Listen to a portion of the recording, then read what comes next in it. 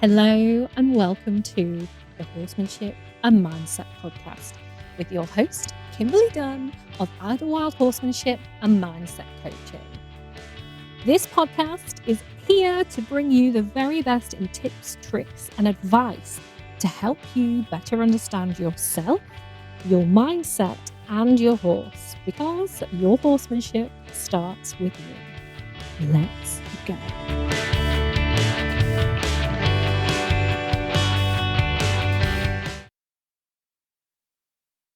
Hello, welcome to another episode of the Horsemanship and Mindset podcast. Happy equinox. So, this week has seen us have the autumn equinox. If you are in the Northern Hemisphere, we are now moving into autumn. It is officially autumn, and my goodness, has the weather just completely switched. It's so funny. It's just, autumn is definitely here. Where I am in Devon, in the south of England, like the weather this week has been absolutely gorgeous. It has been prime autumn weather that I just love, where it's just been sunny, calm, and that light has just got that slight difference to it where the shadows are longer. Oh, it's just been really gorgeous, and I've really kind of been leaning into that autumn feel. And if you're in the southern hemisphere, because I know I have a few people in the southern hemisphere, I'm not going to keep saying that listen, you are now moving into spring, which, also delightful. I love my favorite seasons are spring and autumn because of those changes. I love autumn for like crispness, the light, the leaves, that like cozy feel that starts to come around, like hot drinks, pumpkin spice, knitwear. I'm here for it. Candles, fairy lights. Like, yeah, I'm here for it. But then spring, I love that shift into longer days, the birds singing, flowers popping up. Yeah, both of those are my fave. So whether you're in the northern or southern hemisphere, change is afoot. And what comes with change is shifts in energy. And it's a perfect time for starting to implement new habits. And in some of the podcasts that I listen to, there's a lady called Kirsty Gallagher, for instance, who's like she does all kinds of stuff, all kinds of woo things like astrology and really tuning into different energies and stuff. And I really like her. And she this week was talking about implementing new habits at this time of year. And it inspired me to shift a few of my own. Like I've fallen off with my gratitude practice and my meditation and stuff. And so I thought, right, okay, I'm going to start implementing that. And that then inspired me to today's episode and to one of my posts on the old socials this week, which was talking about habits to become a more confident rider. And so, after that very long intro, that's what we're going to be talking about today. We're looking at something that every equestrian wants more of and something that I harp on about a lot, which is confidence. So, like I say all the blooming time, confidence isn't this magical thing that either you have or you don't. It comes from competency, which means you show up and you do things. So, habits and having healthy habits. And these are basically a set of daily practices that you build, just like the riding skills that you have, the grooming skills that you have, the horse care skills. It's muscle memory. Same as like training your horse or training yourself to ride. And the cool thing is that science, actual science, guys, shows us that small, consistent habits literally rewire your brain and your nervous system over time. And so that's what I'm going to share with you today. 5 simple, I'm waving my hand around at 5 simple research backed habits that you can use daily to help you build unshakable confidence in the saddle. So let's get into it. Okey pokey. So if you're the kind that likes to write these things down, grab your notepad and pen now, or just come back to the episode and give it a listen. That's always something you can do too. So let's have a look at habit number 1. Reset your breath before you ride. So, we all know nerves show up in your body, and one of the first places that they show is in your breath. So, you'll end up with those shallow, rapid breathing.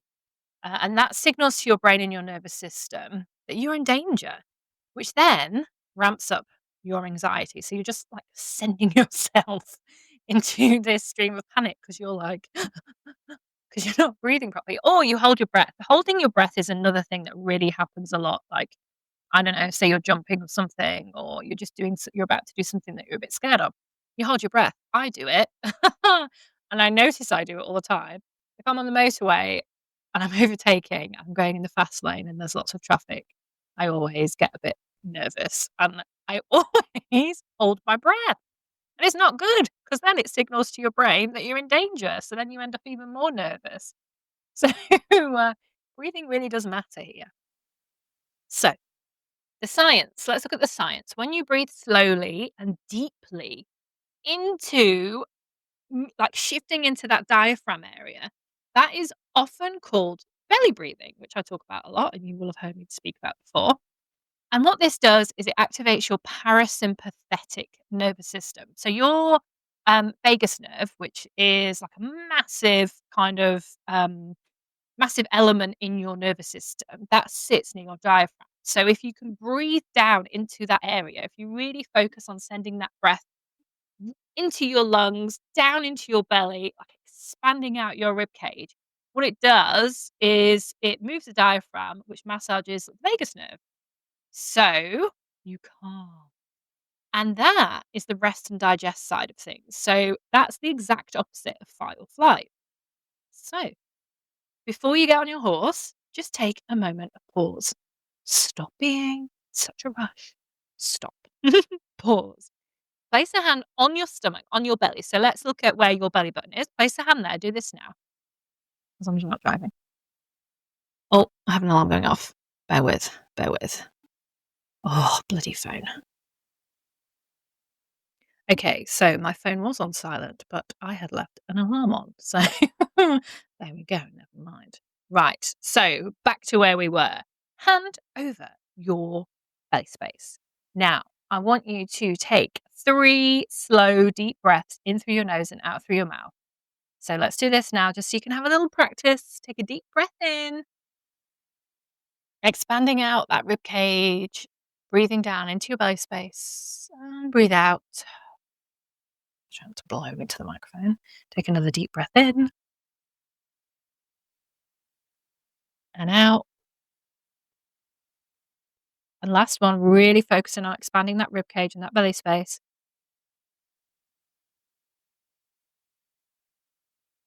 Now, what that does is it regulates your nervous system, calms your body, and it sends your brain the message, I am safe. I am safe in this moment. And then it will allow you to get on with a clear mind and a calm body, which then, of course, reflect on your horse because your horse knows if you're not calm. So if you can be calm, they should be too, in most cases. Okie dokie. So next, habit 2, focus on what went well. So your brain has something called a negativity bias. So evolution has wired us to notice threats and mistakes more than successes because our survival depended on it. So this is how we stay alive. So for instance, you go to cross a road, you look left, you look right, and you go. But because you didn't double check, there's a car coming or something whizzing in the distance, and you end up having a "Ah!" and you have to rush across the road. So then you remember that. Your brain banks that time that you were in danger potentially, that time you did something wrong, your brain will focus on that and will keep it so that the next time you go to cross the road, you're hyper aware of what went wrong. So you know, you look left, you look right, and then you check again and you make a point of listening before you go. That's how we survive. So that's why it's there. But the problem with this is that same wiring makes you hyper aware of what went wrong during a ride, during a lesson, during a clinic, during a hack. And then you completely overlook the wins that you had. So, sad times for us and our mindset because of this. So, we can rewire this. But to rewire this, you've got to consciously celebrate and notice your successes. So, after every ride, write down one thing that went well. And that can be, you type it into some notes on your phone. Or what I recommend, which is a really lovely thing to do, is to have a little notebook and pen on the yard, like in your grooming kit, in your tack box, somewhere, and write it down. Put pen to paper because that actually helps your brain absorb things a little better too. Um, and yeah, so write it down. So it can be tiny, tiny things like maybe your horse stood still nicely and quietly when you went to mount. Maybe as you were riding around, you actually noticed how relaxed you felt. Maybe you had a really good transition. No win is too small. You just have to notice it. And over time, what happens is your brain will literally build new neural pathways that bias towards your confidence. And it learns, I can do this. I'm making progress. And the great thing about keeping this little notebook on your yard, somewhere that's easy to access, in those moments where maybe you're not feeling so good, go read all of the wins that you've had. And that will also really help you to add to your confidence. So there's a little bonus tip for you there. You're welcome. Okay, habit 3, visualize the ride that you want. So I know visualization can sound a little bit fluffy, but I promise you it's not. It's actual neuroscience. Studies on athletes show that mental rehearsal, visualization, lights up the same areas of the brain as physical practice. Your brain doesn't fully distinguish between imagined experience and real experience. Now, this is game changing stuff that I wish more people would latch onto and use. By more people, I mean more questions.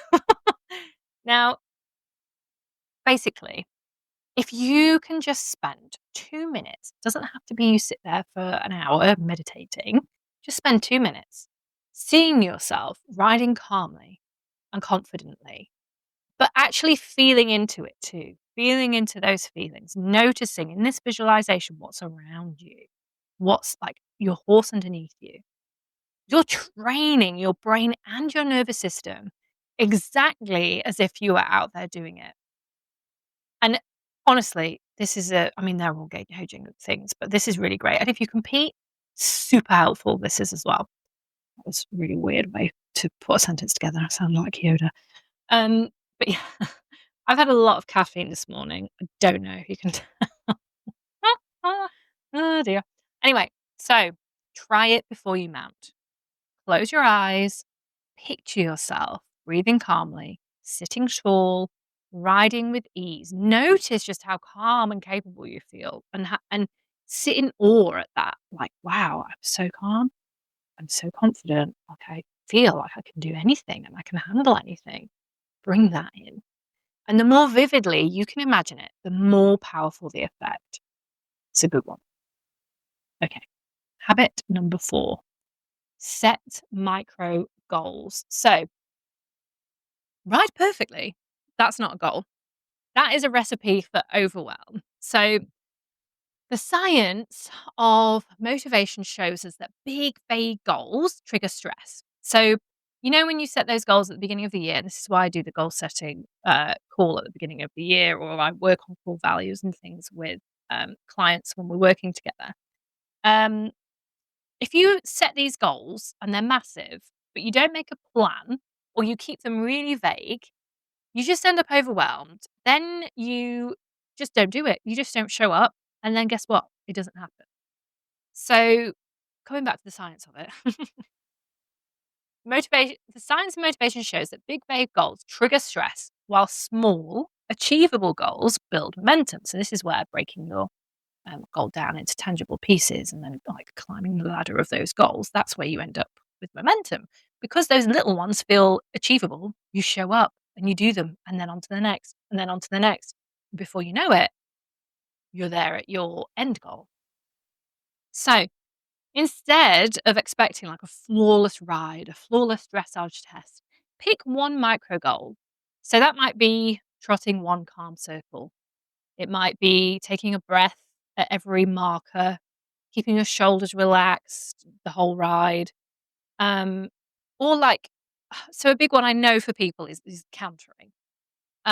So rather than I want to canter 2 laps of the arena on each rein and feel calm and relaxed, just do a few strides, just do a quarter of the arena, just do the short end of the arena. And those micro goals give you that dopamine hit. And that's the feel good chemical that motivates you to keep going. So, really breaking those things down, that's where you end up building on them, making progress. And your horse will thank you as well because you're going to show up calmer, more confident, and like, yeah, we can do this because you've broken things down. And then you'll be more consistent in what you ask and how you ask it. And your horse loves a bit of clarity, let me tell you. Okay, number 5, the last one. This is a good one. They're all good ones, but this is a good one.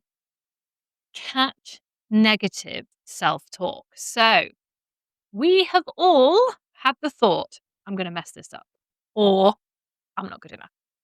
This isn't going to happen. But here's the thing, your body and your horse hear that message. Self-talk, oh God, we need to pay more attention to it. It shapes your nervous system, your energy, and even how your horse perceives you. Because it shapes your nervous system, because it shapes your energy, it then shapes your actions and your reactions to things. So that is how then your horse picks up on whatever you're feeling. And research shows that positive, supportive self talk can improve performance, reduce anxiety, build resilience. And so this shift is simple. When you catch yourself thinking, I'm going to mess this up, change it to, I am learning and improving every ride. And I want you to remember that one because that's an easy one for anything. I'm learning and improving. Okay. I'm not rubbish at this. I'm working on improving at it. I'm not going to fail. I'm learning and improving.